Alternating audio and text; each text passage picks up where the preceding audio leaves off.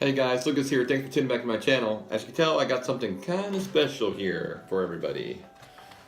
This, my friends, is the KYOSHO MAXXUM FF racing buggy, competition buggy. Now, this car was a design development back in the 80s by KYOSHO to make a front-wheel drive competition buggy to compete in the two-wheel drive classes. This one was a interesting design, interesting concept by the company to go with, since they were doing actually okay and pretty well with the rear-wheel drive or the four-wheel drive buggies that they had back then. But they just wanted to change it up, and that's what KYOSHO does. KYOSHO will, change the game a little bit. They'll bring something out. They did that with the Mini Z's. That was a huge success for them as well. So they just are risk takers, and that's what I love about KYOSHO. So, really neat special car. Only one that I know of that was competing with the two-wheel drive class front-wheel drive.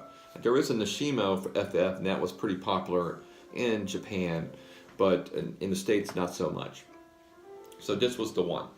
One of my favorite cars ever made, just because of the sheer, why not concept. Not particular fun for me to drive this car because I'm not very good at driving a front-wheel drive RC car. You can get these set up where you can have the steering in the rear as well. This is not my car, this is my friend's.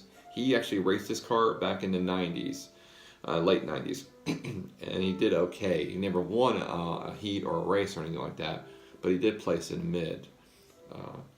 And he's a very good driver, way better than I am. So, but let's go ahead and I'll show you a little bit on the inside of it.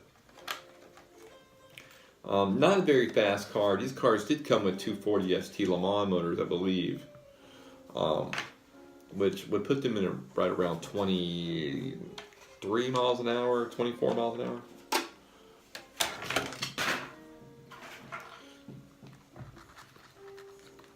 And there's the design and layout. So you can sort of see there's the gear case here. There's the motor. And there's the wheels. It's got the Option House Company shock, anodized gold shocks, and the torsion rigidity bar in the back, as well as the rear. These have a little finicky little strap setup, plastic thing that holds the batteries. Not very good. Battery still moves no matter how tight it is. So, so it's got a two-plate kind of setup, and there's the steering all the way in the back. Servo that controls the steering via long arm. So we got right now a Rooster Novak in this one. And what else I want to talk to you about this little car? Typically you'd have the Bridgestone type tires on these. This is the aftermarket AE type tire. Those are long gone. So, but he just has a little small set. He let me show you. This is what they would have. So that's all he has left from the originals. So anyways, very cool car. I love these cars. Hopefully one day I'll have one. Hopefully one day you guys will have one. Just something that's nice to run around a little bit. Nothing too crazy. If you was to hit a jump, they dive right down. All that weight is up front. So that was probably its downside on a track. If you was to take it to more of an asphalt or track with no jumps, it would be pretty competitive, especially if you're allowed, and there's no sanction law against not having a servo in the back that controls the steering as well. You'd probably kick some butt. Also, these pretty much have to have a 7.2 volt battery pack.